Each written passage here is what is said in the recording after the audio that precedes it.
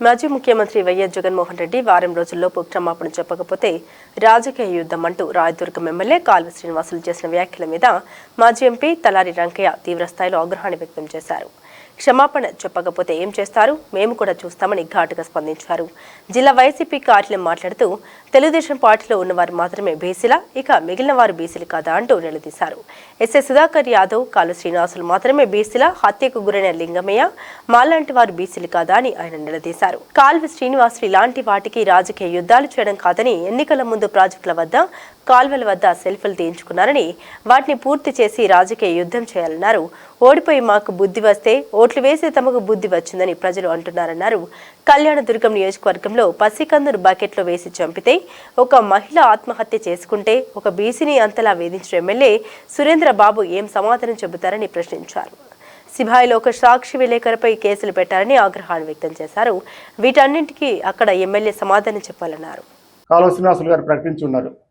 ఏమన్నారంటే ఆయన బీసీల జిల్లా ఇది, బీసీలకు చాలా అన్యాయం జరుగుతుంది, మేము వారం రోజులు టైం ఇస్తున్నాం, గడువిస్తున్నాము, రాజకీయ యుద్ధాన్ని ప్రకటిస్తాను వారం రోజుల తర్వాత అని చెప్తున్నారు. ఆయన బీసీలు అనేది ఆయన ఒక్కడే బీసీనా, మిగతా వాళ్ళంతా బీసీలు కాదా?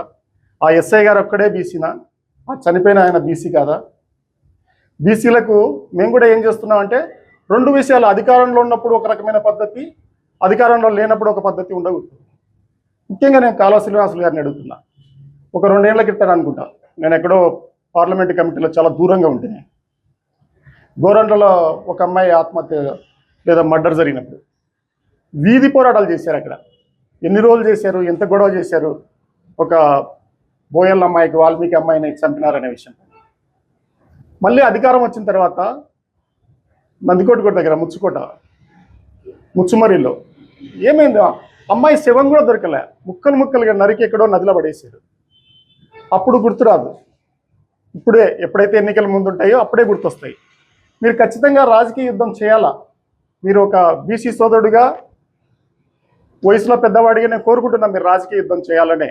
దేని మీద మీరు రాజకీయ యుద్ధం చేయాలా?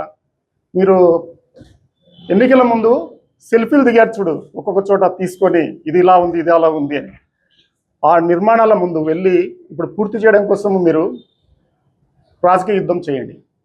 అలాగే కళ్యాణదుర్గం వచ్చి గొంచికాడు పక్కన కూర్చొని రంగయ్య, జగన్ సారు ఎస్టీ విషయంలో వాల్మీకుల గొంతు కోసారని చెప్పారే, ఇప్పుడు మీరు రాజకీయ యుద్ధం చేయాలా. వారం రోజులు ఏంది అది, ఆ భాష ఏం? వారం రోజులు టైం ఇస్తాను, బీసీలందరినీ సమీకరిస్తాను, రాజకీయ యుద్ధం చేస్తానంటే, నువ్వు రాజకీయ యుద్ధం చేస్తుంటే మేము చూస్తూ ఉంటామా? నువ్వు దీనిల మీద చేయి రాజకీయ యుద్ధం, అప్పుడు మేము కూడా ఒప్పుకుంటాం, సహకరించి వస్తాం. మీకు ఎక్కడన్నా ఒక్కడన్నా మీరు మీ అభివృద్ధి చేయడానికి ఒక అగ్గిపుల్లంతా అడ్డమైన ఎవరైనా వేసినారా? దీన్ని దాటిపోవడం కష్టంగా ఉంది, ఈ అగ్గిపుల్ల దాటుతుంది, మండుతుందేమో నేను బయటపడి అనడానికి ఎవ్వరు అడ్డుకోవట్లేదు. మీరు ప్రశాంతంగా పనులు చేయొచ్చు. ఏవైతే ఎప్పుడన్నా చెప్పినాడా? నువ్వు అంటున్నావు జగన్ పక్కన ఎట్లా కూర్చున్నావు, గర్వంగా కూర్చుంటున్నాం మేము. ఎందుకంటే జగన్ సార్ ఏమన్నాడు, నాకు ఓటేయను వాడు కూడా మీరు పథకాలు ఇవ్వండి, ఇళ్ళకు పంపండి అన్నాడు. చంద్రబాబు నాయుడు ఏం చెప్పాడు, చూసుకోండి ముందు తెలుగుదేశం వాళ్ళకి ఇచ్చి మిగతా వాళ్ళకి చేయండి అని చెప్తున్నాడు.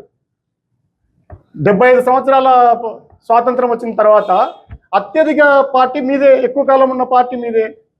ఎప్పుడు వచ్చింది? 83లో వచ్చింది, 82 నుంచి 83లో నుంచి వచ్చింది. ఎక్కువ కాలం మీరే ముఖ్యమంత్రులు ఉన్నారు, పరిపాలించింది మీరే, మీరు నేర్పించింది ఇది. దానివల్ల మీరు చూసుకోండి, అభివృద్ధికి మేము ఎప్పుడు తోడ్పడడానికి సిద్ధంగా ఉంటాం. ఇట్లాంటి రెచ్చగొట్టే మాటలు మాట్లాడొద్దండి, దానివల్ల ఏం ఉపయోగం లేదు. అంతేకాకుండా మీరు రెచ్చగొడితే ఊరికి అట్లా ఉంటామని కూడా మీరు అనుకోవద్దు. నేను ఒక్కనే కూర్చొని మాట్లాడుతుండవచ్చు, నా పక్కన ఎవరు లేకపోవచ్చు, కానీ ఆ ధైర్యాన్ని మీరు చూడండి.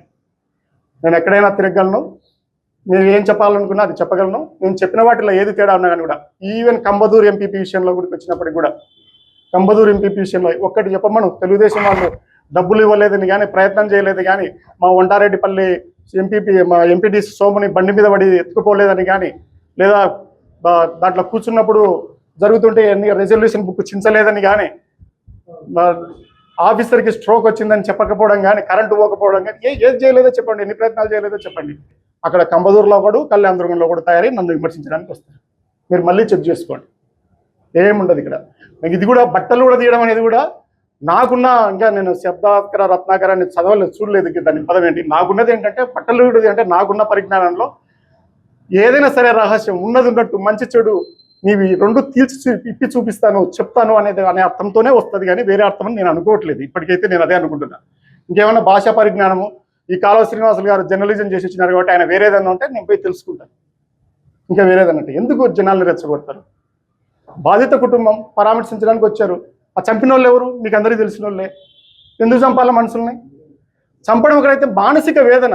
ఒక పసికందుని బకెట్ల నీళ్ళ తొట్టిలో వేసిపోతే అక్కడ నేను సమన్వయకర్తను వణికిపోయాను నిజంగా కూడా. కానీ మరి నేను ఎందుకు చేయలేదంటే తాడిపత్రిలో చూశాం కదా, 600-700 కుటుంబాలు బయటికి వెళ్ళిపోయినాయి.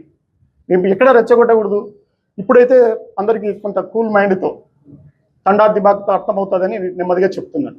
డిఎస్పీగా పనిచేసినారు, లాయర్లుగా పనిచేసినారు, ఆర్డీఓలుగా పనిచేసినారు, మున్సిపల్ చైర్మన్లుగా పనిచేసినారు. ఇంకెప్పుడు తెలుసుకుంటారు? నేను ఎప్పుడో మొట్టమొదటి వాల్మీకి జయంతిలో చెప్పినాను, పందెపు కోడిలాగా కొట్టుకొని ఎందుకు చేస్తారని. ఈ కోడికి ఆ కోడికి పగ ఏముంటుంది? 2 కత్తులు కట్టుకొని మరి ఎందుకు చేస్తాయి? యజమానుల కోసం చేస్తాయి. ఉసుకొల్పితే కుక్కల్లాగా, ఉసుకొల్పితే పందకోళ్ళలాగా కొట్టుకొని సావడానికి ఆ జాతి ఉండేది. బీసీలు ఉండేది, ఎస్సీలు ఉండేది. దేనికోసం ఇది? ఎవడు మరి ఫ్యాక్షనిజంలో చరిత్రలు తీస్తే ఎవడు నాశనం అయిపోయినాడు? ఎవడికి సంపదలు పెరిగినాయి, ఎవడికి తగ్గినాయి? ఏమనుకుంటున్నారు? ఒకే పనిలో ఒకే హింసలో వీళ్ళ కుటుంబాలు చేస్తే వీళ్ళు ఎట్లా ఉంటున్నారు, వాళ్ళ కుటుంబాలు చేస్తే వాళ్ళు ఎట్లా ఉంటున్నారు? కులాల గురించి మనం మాట్లాడుకోవడం ఎందుకు? వ్యక్తుల గురించి మాట్లాడుకోవాల్సిన రావడమే పొరపాటు. వచ్చినారు, లేకపోతే ఎక్కడ దగ్గుపాటి ఎట్లా గెలుస్తాడు? ఏముంది? ఎక్కడ ఆమెని ఎట్లా గెలుస్తాడు? ఇదే జరిగేటప్పుడు ఇంకెందుకు ఎలక్షన్ కమిషన్ మూసేసి వేలం పద్ధతిలో పెట్టేస్తే పాయ కదా, ఆడుకోండి. మేమెందుకు ఉద్యోగాలు మానుకొని ఇంకోటి ఆశ పెట్టుకొని ఎందుకు తిరగాల? వాళ్ళ కొత్త వాళ్ళు రాజకీయాల్లోకి వచ్చి ప్రజలు ఒప్పుకుంటారేమో చేస్తారని ఎందుకు వేలం పాట వేడేసేసి 75 కోట్ల 85 కోట్ల మాట్లాడుకోండి, అయిపోతుంది. దానిల గురించి మాట్లాడండి. ఏం మాట్లాడతారు? ఇంతకంటే సాధించేది ఏముంది? ఈ అద్దరం పోయేటోళ్ళమే కదా, ఈరోజు కాకపోతే రేపు.